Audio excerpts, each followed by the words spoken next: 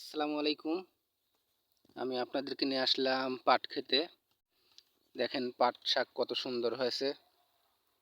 যত দূর চোখ যায় শুধু পাট আর পাট। খুবই সুন্দর হয়েছে। যদিও এই মুহূর্তে খুব বৃষ্টি প্রয়োজন, তারপরেও দেখেন কত সুন্দর হয়েছে। যত দূর চোখ যায় শুধু পাট আর পাট। খুব ভালো ফলন হচ্ছে। আশা করা যায় অনেক বেশি পাট পাওয়া যাবে এখান থেকে।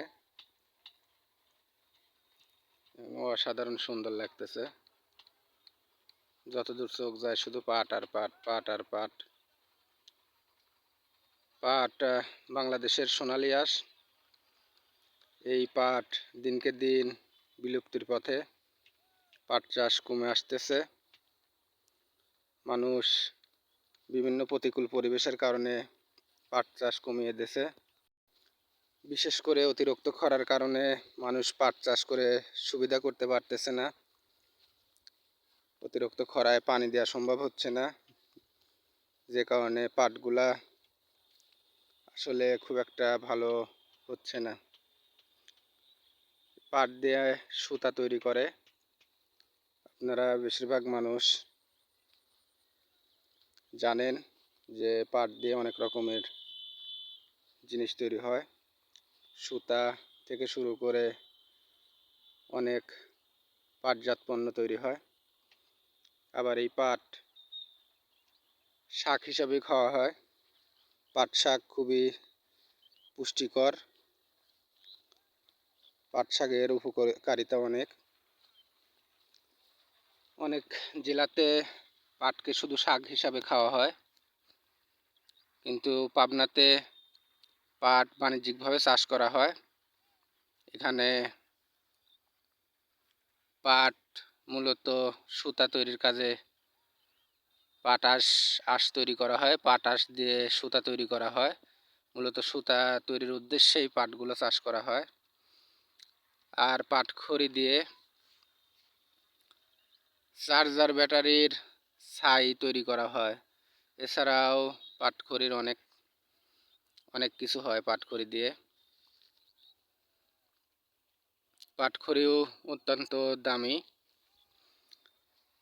100 পাটখড়ি বর্তমানে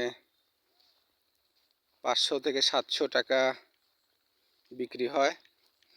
আর প্রতি মণ পাট বিক্রি হয় 3 থেকে 4 হাজার টাকা, কোনো কোনো ক্ষেত্রে 5,000 টাকা মণ বিক্রি হয়। এছাড়াও পাট দিয়ে পাটের চা তৈরি করা হয়। এখন পাটের চাটা বাণিজ্যিকভাবে তৈরি করার জন্য চেষ্টা করা হচ্ছে। এটা খুবই পুষ্টিকর, পুষ্টিগুণ সম্পন্ন। পাটের চা খাইলে ডায়াবেটিস নিয়ন্ত্রণে থাকে, উচ্চ রক্তচাপ নিয়ন্ত্রণে থাকে। এছাড়াও ক্ষতিকর কোলেস্টেরল, এ সকল বিভিন্ন হরমোন নিয়ন্ত্রিত থাকে। পাট আসলে খুবই মূল্যবান একটা কৃষি সম্পদ, কিন্তু দিনকে দিন পাট চাষ করা কঠিন হয়ে যাচ্ছে কৃষকের পক্ষে। কারণ পানি দিয়ে পাট চাষ করা আসলে কঠিন এবং ব্যয়বহুল। আর প্রতি বছর কৃষক ন্যায্য মূল্য না পাওয়ার কারণে পাট চাষে লস খাচ্ছে, যে কারণে কৃষক পাট চাষে আগ্রহ হারা ফেলতেছে। পাট চাষের পরিবর্তে কৃষক বর্তমানে অন্য অন্য ফসল চাষ করতেছে, অন্য অন্য ফসল চাষ করা বাড়ায় দিয়েছে। তবে পাট চাষ আরও অনেক সমস্যা কৃষকের জন্য। কারণ যখন পাট কেটে জাগ দিতে হয় তখন আসলে পানি থাকে না, পুকুর নাই, পুকুরে পানি থাকে না, বর্ষার পানি আসে না। সব কিছু মিলে আসলে জাগ দিতেও অনেক পরিশ্রম করতে হয়, অনেক টাকা খরচ করতে হয়। তো এত ব্যয় করার পরে যে পরিমাণে কৃষকের পাট থেকে আয় হয়, সেটা দিয়ে আসলে খুব একটা পোষায় না, লস হয়। তো সব কিছু মিলে সরকারের ভালো উদ্যোগ থাকলে কৃষককে নিয়ে, এই পাটকে নিয়ে বাংলাদেশের সোনালী আঁশকে রক্ষা করার জন্য সরকার উদ্যোগ নিলে হয়তো কৃষক বাঁচবে, আর বাংলাদেশের সোনালী আঁশ আগের ঐতিহ্য ফিরে পাবে।